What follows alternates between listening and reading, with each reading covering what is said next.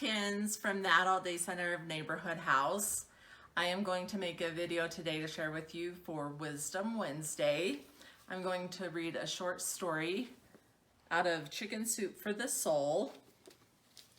The story is called Take a Moment to Really See, and the author is J. Michael Thomas.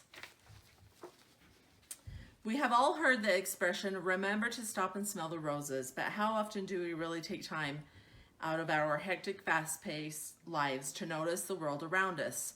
Too often we get caught up in our busy schedules, thoughts of our next appointment, the traffic, or life in general, to even realize there are other people nearby. I am guilty as anyone of tuning out the world in this manner, especially when I'm driving on California's overcrowded streets. A short time ago, however, I witnessed an event that showed me how being wrapped up in my own little world has kept me from being fully aware of the bigger world picture around me. I was driving to a business appointment, and as usual, I was planning in my mind what I was going to say. I came to a very busy intersection where the stoplight had just turned red. All right, I thought to myself, I can beat the next light if I race ahead of the pack. My mind and car were in autopilot, ready to go, when suddenly my trance was broken by an unforgettable sight. A young couple, both blind, were walking arm in arm across this busy intersection with cars whizzing by in every direction. The man was holding the hand of a little boy while the woman was clutching a baby sling into her chest, obviously carrying a child. Each of them had a white cane extended, searching for clues to navigate them across the intersection. Initially, I was moved. They were overcoming what I felt was one of the most feared handicaps, blindness. Wouldn't it be terrible to be blind, I thought. My thought was quickly interrupted by horror when I saw that the couple were not walking in the crosswalk, but were instead veering diagonally directly toward the middle of the intersection. Without realizing the danger they were in, they were walking right smack into the path of oncoming cars. I was frightened for them because I didn't know if other drivers understood what was happening. As I watched from the front line of traffic, I had the best seat in the house. I saw a miracle unfold right before my eyes.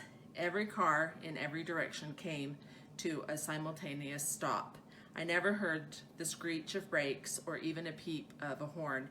Nobody even yelled, "Get out of the way." Everything froze. In that moment, time seemed to stand still for this family.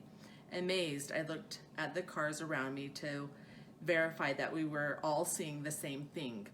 I noticed that everyone's attention was also fixed on the couple. Suddenly, the driver to my right reacted, craning his head out of his car and yelled, "To your right!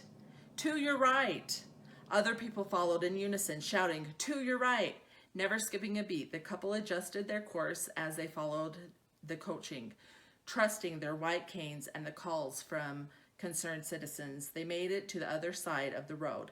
As they arrived at the curb, one thing struck me. They were still arm in arm. I was taken aback by the emotionless expressions on their faces and judged that they had no idea what was really going on around them. Yet I immediately sensed the sighs of relief exhaled by everyone stopped at the intersection. As I glanced into the cars around me, the driver on my right was mouthing the words, "Whew. Did you see that?" The driver to the left of me was saying, "I can't believe it." I think all of us were deeply moved by what we had just witnessed. Here were human beings stepping outside of themselves for a moment to help for people in need. I have reflected back on this situation many times since it happened and have learned several powerful lessons from it. The first is slow down and smell the roses. Something I had rarely done up until then. Take time to look around and really see what is going on in front of of you right now. Do this and you will realize that this moment is all that there is. More importantly, this moment is all that you have to make a difference in life.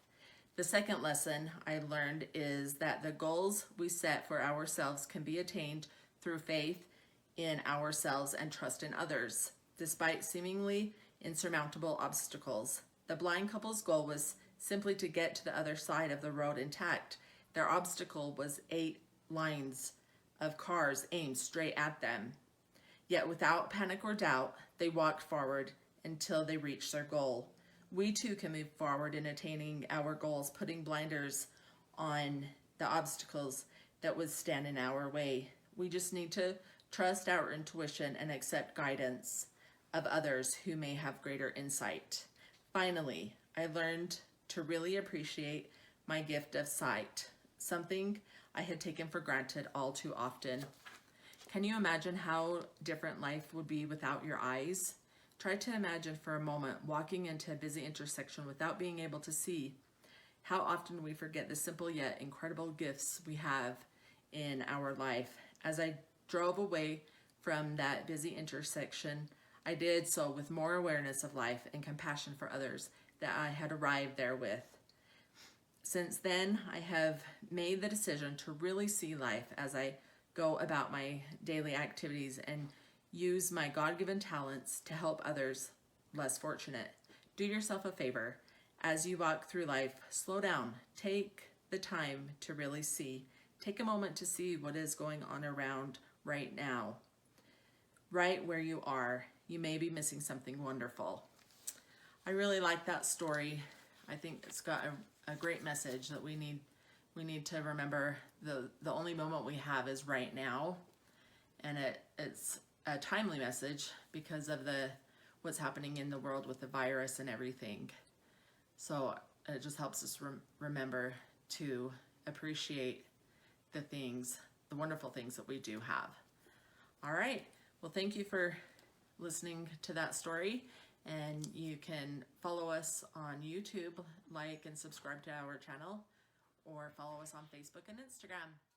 Have a nice day.